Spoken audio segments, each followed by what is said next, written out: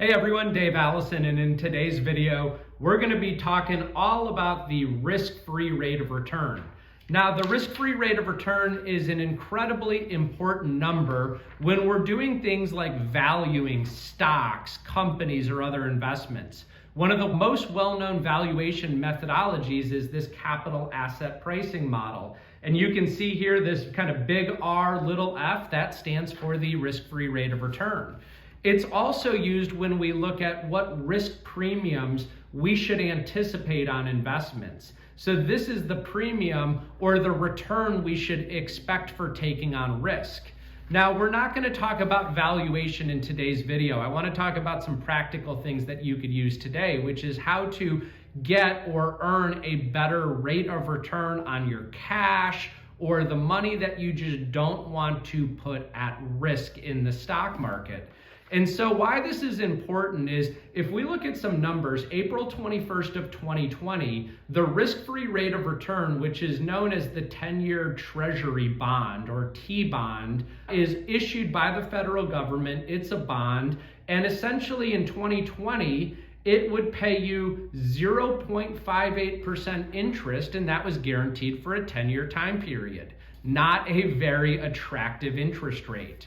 Well, if we fast forward to March of 2023, that same 10-year bond is now paying 3.97% guaranteed for 10 years, guaranteed by the federal government. Again, 3.97% is a little bit more attractive than 0.58%.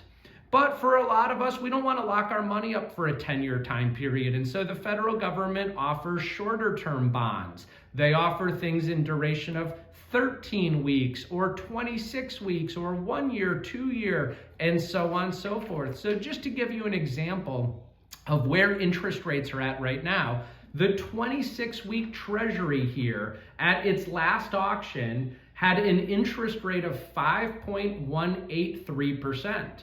So again, if you had cash on the sidelines, not earning much, or if you wanted to take some market risk off the table, but not have that money sitting around earning zero, you could commit to buying a 26-week T-bill and essentially earn over 5%. And in many cases, if you're in a state that has a state income tax, that interest is state income tax free as well.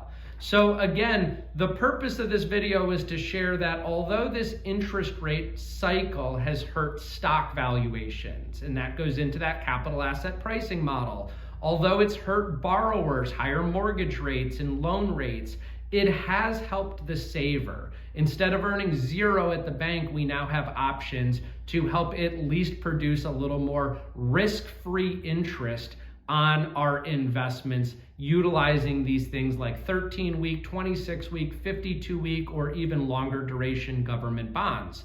So if you have any questions, please don't hesitate to reach out and again, take advantage of the interest rate hikes that we've seen for your own personal savings.